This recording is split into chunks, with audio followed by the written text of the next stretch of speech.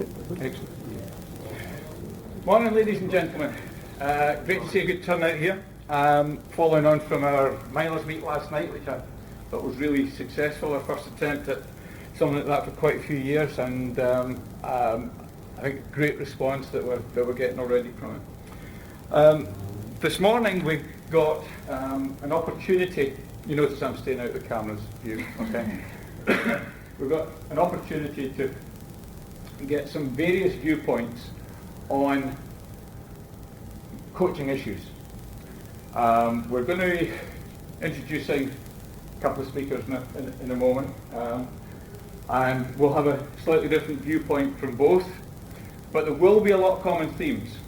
There'll be some things where they might seem diametrically opposed, but in essence, I think you have to examine what they're talking about, and I think you'll find there's a lot of commonality in the approaches that they'll both talk about. The other thing that we're very fortunate is that we're going to get the athlete's view as well. Okay. First of all, let me introduce the speaker from later on, who's hiding at the back there, okay, sitting on the floor. Mark will introduce Stella when she comes to our session later on, but Stella has coached in maybe a different way from Mick, because I'm going to introduce Mick in a minute, and that Stella has worked in the transfer system and passed athletes on quite frequently, especially as they've moved on to university. So we're going to get a different viewpoint there. Thank you very much, Stella. Okay, you can. Which brings me to Mick and Steph. When we start to talk about this, we have an unusual situation here. 10 years old to Commonwealth medal, right? So Mick has coached this young lady from 10 years old all the way through to Commonwealth medal. I asked them to look specifically at three separate areas. The first one was that initial development, 10 to 15, what he was doing at that stage. Okay. Then I asked them to have a quick look at the breakthrough year, which was at 17, which led to an Olympics at 18 years old. A quick look at 18 to 20, and then I really wanted to hone in on preparation for Barcelona, and from my point of view, I know there was some fascinating things happened between Barcelona and Delhi, of how you took it from one peak to the next.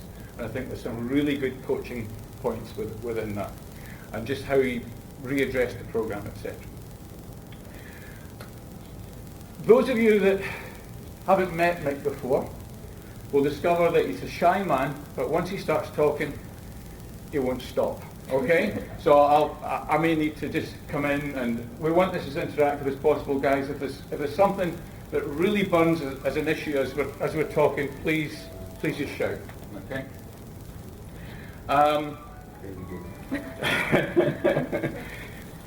About your phone, Mick. Yes, okay. Yeah.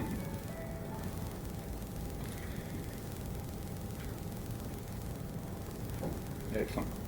As I said, those of you that haven't met him before and have probably only come across him through 8 Lane or Athletics Weekly, you will be surprised that there's neither horns nor halo on top of this guy.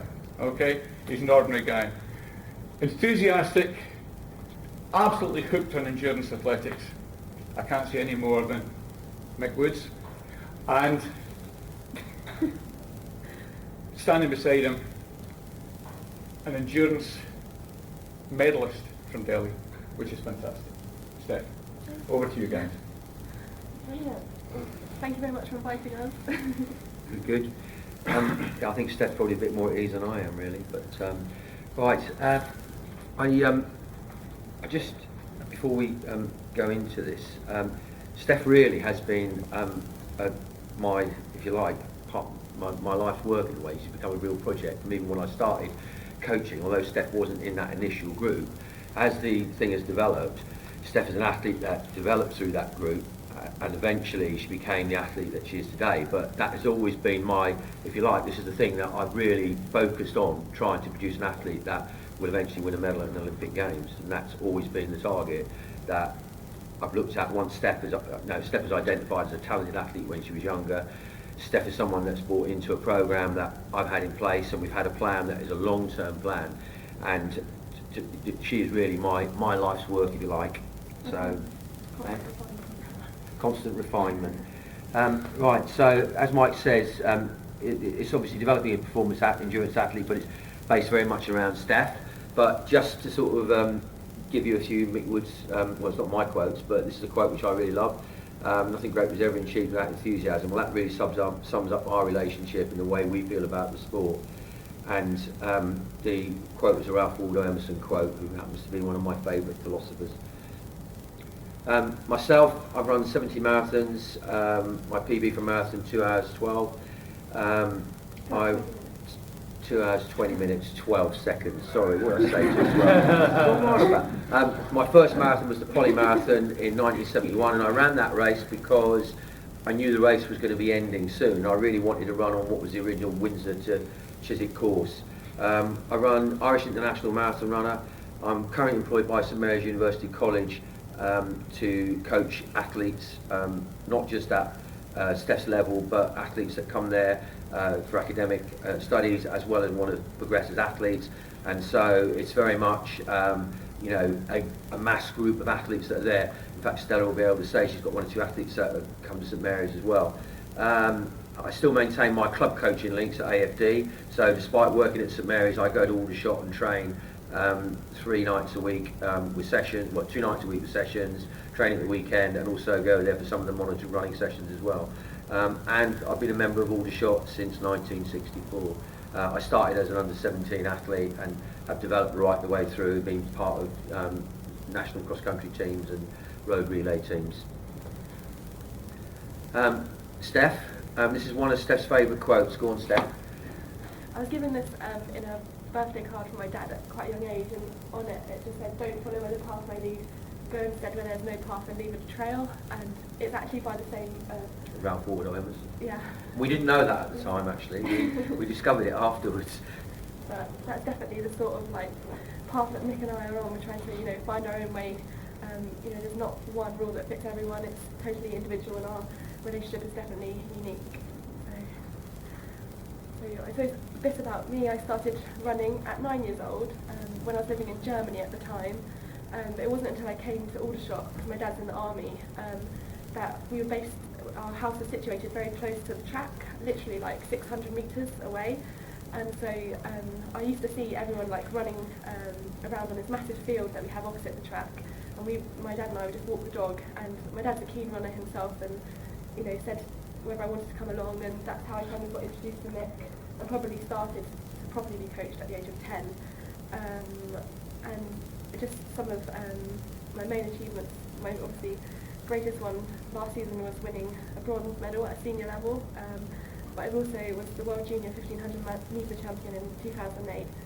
And my roots come from cross country, definitely. So I've become 3 times European champion, and then I also got a silver medal over 1500 back in 2007 at the Europeans. But I was beaten by subsequent drug cheat. So bit of grapes about that. She's disappeared off the surface of the earth, so she's served a drug ban. So this is something about just what we do as a coach athlete, really. And again, I've just stuck the quote up there because I still like that. But we look at all those elements of our coaching are all within it, and we'll touch on some of these within what we're doing. But the support, obviously the training, the types of training, developing into a performance athlete, developing performance coaching through my philosophies, the quality of the coaching, which over the years has developed from me as a purely a club coach to actually coaching someone at world-class level, and obviously Steph and her lifestyle as well, which is something that impacts upon her performance and the lifestyle that she leads, and obviously the stresses that are involved around that lifestyle to do with studying at university and finishing her degree, which she did last year. So this was really what Mike wanted us to talk about, and as I said, it's been pretty much a project, and the Commonwealth Games was something that we had to think long and hard about whether or not we wanted to do, because Steph had a really, really hard season in 2010, and the Commonwealth Games was obviously very, very late in the year. So it presented a number of difficulties to achieve that Commonwealth Games gold medal. But we'll come to that on the presentation a bit later. But what Mike wanted us to do is just look at what we did along the way to develop that. And we won't touch in great detail on it, but you know, the initial stages, but we'll talk through that, and Steph and myself answer questions and sort of give you an indication as to what we've done. So during the 10 to 15 phase, the idea really, train to train and compete, because it's really like athletes just get into the habit of turning up to training maybe twice a week at that age, and they come along and they really just want to enjoy it, they want to run, but they also want to get out there and just compete. And it's not just about, you know, being there and winning, it's about getting out and compete and the enjoyment of the sport. And Steph, when she came into the sport in that initial phase, was someone that was a very enthusiastic athlete. What do you remember about that, Steph, when you started? Well, yeah, like you said, I suppose it was just coming down to the club to kind of socialise and just meet friends on a Tuesday and Thursday evening. But that in itself gave me more reasons to come back to the club and be part of something. I think looking at that first point, like we train to compete, I think some people get too afraid to compete at young ages, but if you look at my Power of 10 results, we advocate racing because that is what we're all in it to do. And from a young age, not being afraid to race is something that I think I'm someone that is prepared to put myself on that line continually. So I've competed from a young age, and like Mick said, it wasn't about winning, it was about just representing the club, or just going because it was a day out with my dad and my family. So I think to emphasise and make an overall experience for your athletes at a young age, I think is something that, you know, Mick really positively tries to encourage. And so although we've spoken about 3 stages, there's, you know, it's rough around the edges in many ways, because we put an elementary stage there that when it's a train to train, a train to compete, and then a train to win phase. And I think looking to train, what Mick's brought all of his athletes, not myself, because if you come down to Aldershot, you'll see that everyone's pretty much got the same embedded enthusiasm as I have.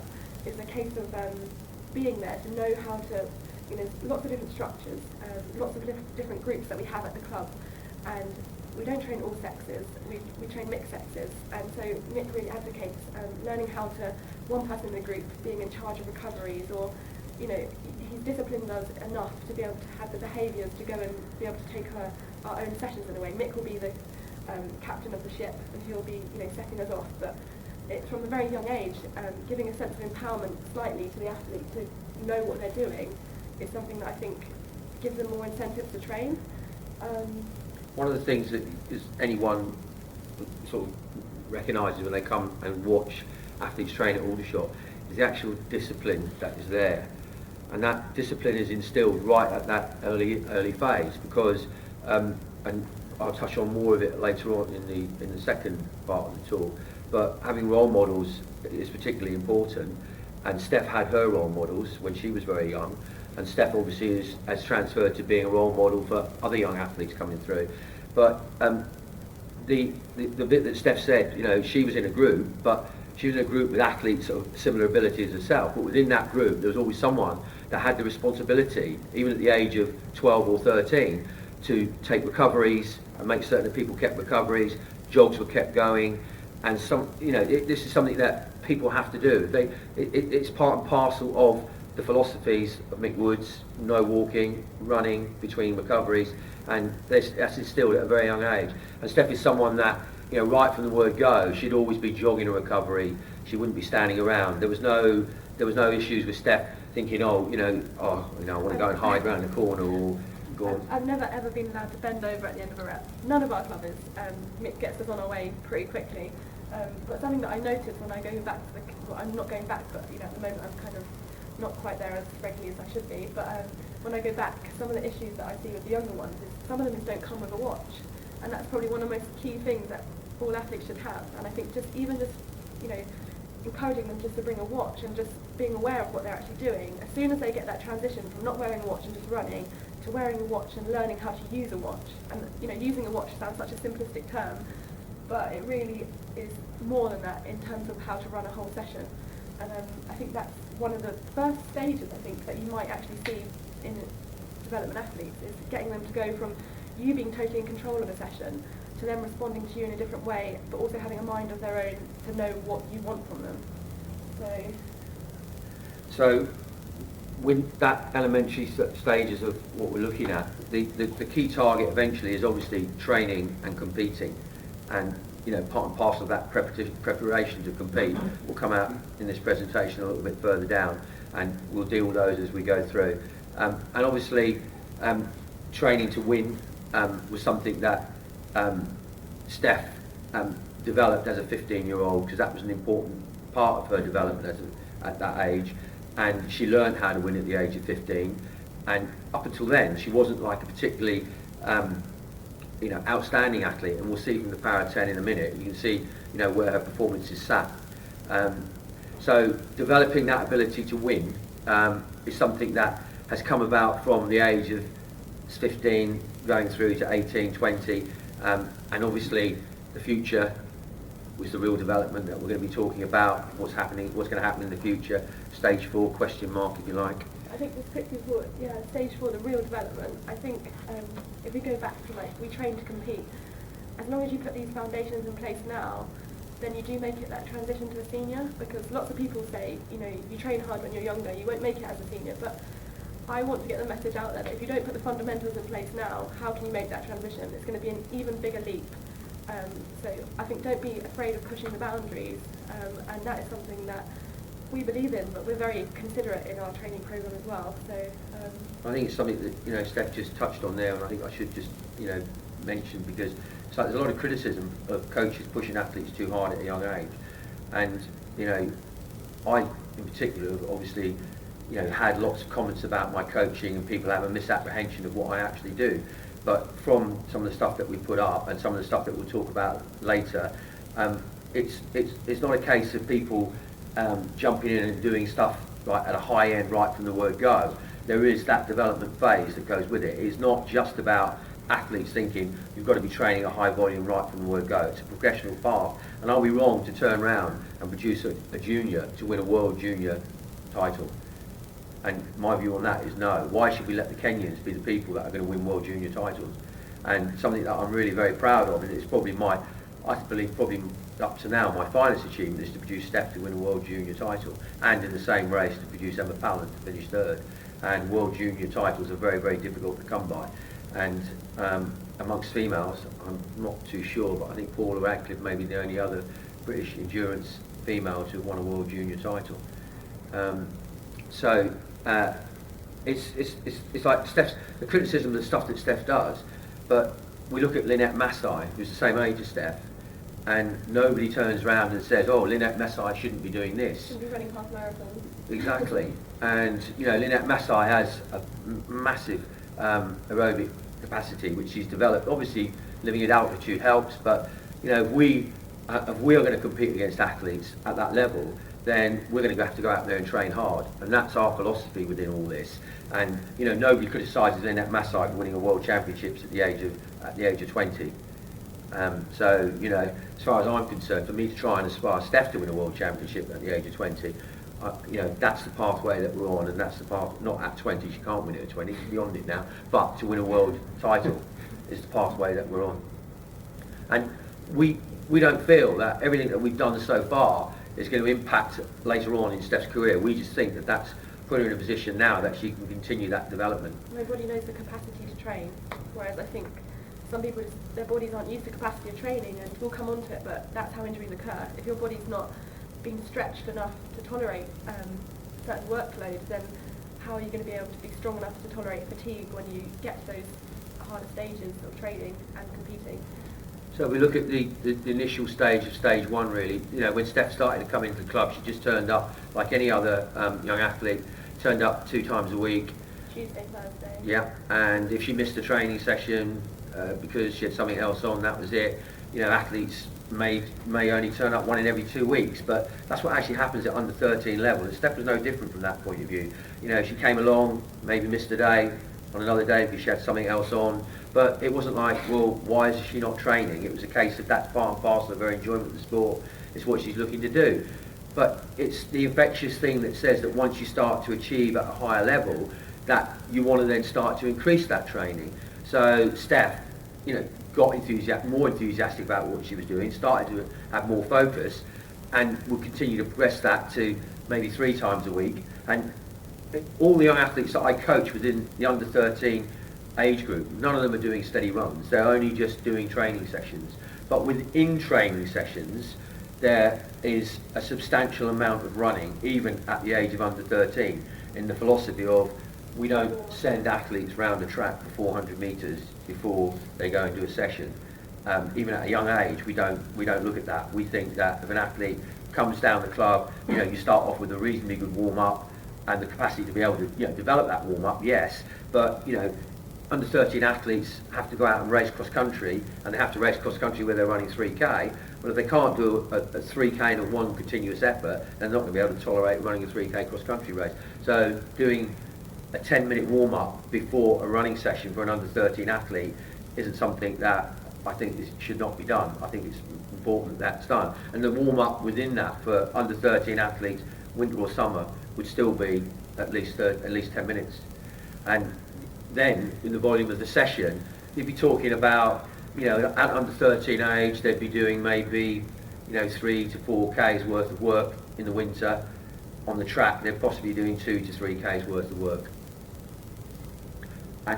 But basically at that age, what you're looking at is, I don't define athletes as 800 metre runner, 1500 metre runner, 3000 metre runner. I just class them as endurance athletes.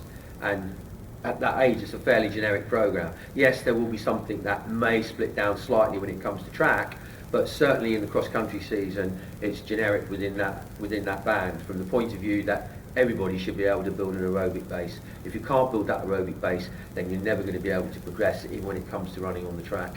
And from my point of view, Steph is someone that started off running plenty of volume of training, but throughout her career she's got quicker, and we'll come to that. And it's not a case of that she was someone that could go out there at a young age and run sub 30 seconds for 200. It took Steph a long time to break 30 seconds for 200 metres. Correct? When do you think it was? I can't remember. But I'm really pleased I can run 41. At the end of a race. So, progressing through, by the end of that stage, maybe they're training 3 times a week with maybe 1 monitored run. And a monitored run would be me actually saying, go out and do this run, and them feeding me back, or they'd possibly come to a Wednesday night run where we used to meet at Tesco, where we still meet at Tesco's car park in Aldershot. And that's actually where Steph started doing her first steady runs, on a Wednesday night with a whole group of 10 or 15 other athletes, and all through different ages. But Steph, at that age was the first introduction to doing steady running. Although she'd been doing, sessions with volume, probably her first steady runs didn't start to happen until she was about, 13, 14. I think that's, looking at it now, it's probably quite a useful thing to have, actually, apart from the sessions on a track or at a cross country, having a run scheduled in your coaching, just to get people together, because that was one of the stepping stones for me to then have confidence to go out and run on my own, or run with a parent, because when you set athletes, a 30-minute run, sometimes you don't know if they're going to do it, and I always did because I had support from my dad, but this, I think, the stepping stone of meeting up with friends and just tying up another training partner actually just helps that process a little bit more than being on their own and not getting the most out of themselves on that run. So, yeah, and even now, on a Wednesday, I was talking to Mike last night, and it will come out later on, how under 13s or 13-year-olds, 14-year-olds now developing into that run is still there. There is that transition in that pathway with other 13, 14-year-olds following on from that and doing that run. But, if they're going out and running, they'll be running with perhaps a veteran woman, an older woman who's a bit slower. And that's actually what happens. So it's a case of someone is always there watching it, or even in the case of me, when I could run with a lot of the youngsters. And in Steph's early years, Steph can recall that I was on quite a lot of runs with Steph. But there'd be big groups on a Saturday or a Sunday. We'd get together, and you know, some people would be, because it's such a big group, you'd have athletes chasing each other at the front, but Mick would always pull in the group at the back. He'd always be like the sheepdog, I suppose. But in order to control the group, if some people started to go too far, what he'd do would kind of, when you're not noticing, he'd switch another way. So the people at the front, to work them harder as well as not kind of losing them, would then make them swing back and they'd have to chase harder. So it's a great thing of keeping, it is like a sheepdog effort, to be honest. Trying to explain it a little bit more. Yeah. If someone was on the front of it and they were thinking they were going to go right, I'd 'Cause they suddenly wanted to decide take- we'd go left, and people would have to come back and catch that up. And But Mick that- would be at the front again, leading it for a certain time before they overtook Evan. But it works, and you know, those sort of runs are not just carried on by me now, they're carried on by other people within the coaching group. Veteran men who, you know, are happy running, you know, within the group because they're getting something out of running at that pace. They may be plus 40-minute 10k runners, and doing some kind of speed work and running with a group of younger athletes is something that they don't mind doing. And it's being able to put that sort of thing in place that has enabled me to develop that group and develop Steph. Obviously, as she progressed, getting older, you know, training 3 times a week, 3 runs, progressing that to, you know, 5 runs, and Started to include like morning runs. yeah, starting to develop morning runs into that. But the morning runs being 20 minutes. Twice a week. Not too much, but just getting that education of this is the sort of athlete I'm going to be in the future. Yeah. And this is what it feels like to have to get up and run twice. And I think, you know, developing that, when Steph was doing this, obviously this was in the age where she was 16, 17, and, you know, starting to, you know, absorb a lot more capacity. But it was a gradual process. It wasn't something that went bang, you know, we need to, you know, start doing these runs now. It was something which developed over a period of time. Obviously within that, the volume of the sessions would increase as well. And, you know, we'd be looking at, as she progressed through as an under 13, running maybe 3k to 4k in the winter on the grass. And the majority of our runs in the winter, or all our sessions in the winter are on grass. And in fact, even in the summer, we're probably only training on the track once to twice a week. We like to get out on the grass, and some of the stuff that we'll come to in a minute, you'll see that some of the sessions that we do are big volume sessions on grass. But you know, those sessions, I always put the benchmark as being, if an athlete has to run 6k cross country, then why wouldn't you be doing 6k volume sessions? So as an athlete develops through that age group from under 13, under 15, under 17, they're going to do bigger volume sessions reflective on the type of, you know, distances they're going to run in cross country. Steph, as a 15-year-old, actually ran in the 5,000 metres in the 3A's Championships, or what was the UK trial then. Steph came back from the European Youth Olympics, and we looked to see if she could get a qualifying time for the European Junior Championships that year. So, not European Junior, was it? Yes, it was European Junior. So it would have been 2005. And that was her first senior championships, and she ran the 5,000 metres. And a lot of people went, well, what the hell is she doing 5,000 metres for? We thought she could run the qualifying time. Unfortunately, it was a really hot day. Steph went off a little bit too quick, and in the end ended up running about 17 minutes, didn't you? But it was a learning curve that helped Steph's development. So at the age of 15, for her running the 5k in the 3A Senior Championships, was that wrong? No, not in our view. But is Steph running 5Ks regularly now? No, she's running 1500s more regularly. So that transitioning down in distance was something that she was able to do, having got faster, if you like, through the volume of training. The speed endurance element of her running was actually making her a faster runner.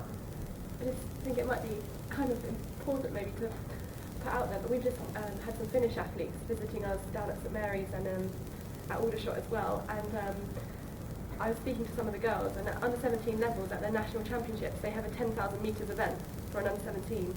So that just proves, you know, competing at, people aren't afraid, and I think we should open up our minds to what else is going on in the world. And I think that's what we are. We are people that love to learn, and we'll try. And I think if you can do the same, then I think you might see lots of good things occurring. Well, hopefully one of your Scottish juniors will get picked for the European Junior 10,000 metre Championship. Moving on, stage 3, you know, we're developing the sessions still further, but more monitored runs. And Steph, I forgot to say, within stage 2, there was development of S&C. Now, it's strength and conditioning, and we'll come down on that in a second, but at under 15, all athletes are really doing is just a few little drills and, you know, not really a bit of stretching, nothing much. And even within my group, that's about all that happens. We started to try and introduce a little bit of core stability within some of the training sessions that Steph actually takes sometimes with a group, but it's not a regular thing. You know, that's part and parcel of something that actually happens and develops as athletes getting older. And even the girls coming along behind Steph, people like Amelia Goretzka, you know, they're only now starting to develop S&C programs, structured S&C programs. Yes, they do some drills. Yes, they do some core. Yes, they do some stretching, but they actually don't really start developing that S&C. And Steph actually started to develop hers probably when she was about 16, when she went on to the UK Athletics Talented Athlete Programme, and she developed that through working out at St Mary's. Obviously into stage 3, a stronger element of S&C within that. The runs are increasing in distance, in volume and intensity, and you know, developing more double runs, but a stronger emphasis towards more strength and conditioning work. Up to 3 times a week, and I might be able to elaborate a little bit further on that a bit sooner. This is very much a slide that Steph and I, you know, put together from the point of view. This is the stuff that Steph, you know, wanted to get across as part and parcel of what she thinks is one of the reasons it's enabled Steph to start to run really fast. And the importance of strength and conditioning. Steph, do you want to run through it, because that's your... I think as endurance athletes, all I think coaches and athletes want to do is get out there and run. But something that I really advocate, and like Mick said, I've implemented in my program since the age of 15, is strength and conditioning. I think there's a common misconception that being endurance athletes, we don't need to be strong. We need to be as light as we possibly can, which is true. But what's the point in lifting weights or going to the gym when we could be running? But strength and conditioning is literally about making an athlete more robust in their training to support the training volume that they're going to be doing. So an element of strength and conditioning I started once a week with a guy called Nick Cooper at St Mary's, introducing fundamental movement skills that we need to improve biomechanics, to help our coordination. And certainly you might see with some of your athletes of how like floppy or you know, stretchy some of your athletes are. We kind of, the emphasis of strength conditioning is kind of the opposite, and in a very simplistic term is kind of tightening athletes up, getting athletes a bit stiffer in order to absorb load and to be able to store and return energy when we're running. Every single limb movement that we do when we're running, we're absorbing load, and that's, you know, being transported through our body, through our joints.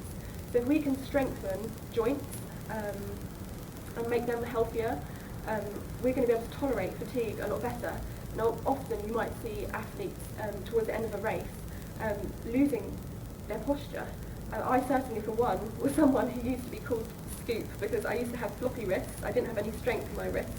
I had not good thoracic or shoulder stability, so I kind of used to run with my neck up here when I got tired. Everything just, I just wanted to let everything go, really. And that's something that we've refined and refined. So, you know, just simple movement skills, breaking down running mechanics is something that, you know, we've brought in from a very young age. But then isolating muscles as well, the major muscle groups that we use, lower limb, calf, ankle stability, especially for cross-country running. These are all key fundamental areas that, I mean, I would love to have a chat with you about it, but, you know, start looking into these areas that you think that your athletes will use more. You know, how many times do we see athletes with ankle or shin injuries, or knee injuries, or, you know, glutes tight, or ITB tight? Why not focus on them as elements, you know, possibly before... I think what we've really looked at with Steph is, because she's developed as an athlete and develop injuries over a period of time. We've looked at the ways that we can make her stronger, and younger athletes are more susceptible to being injured. As she gets older, she'll grow out of those. They grow out of those injuries from the point of view they become more physically strong.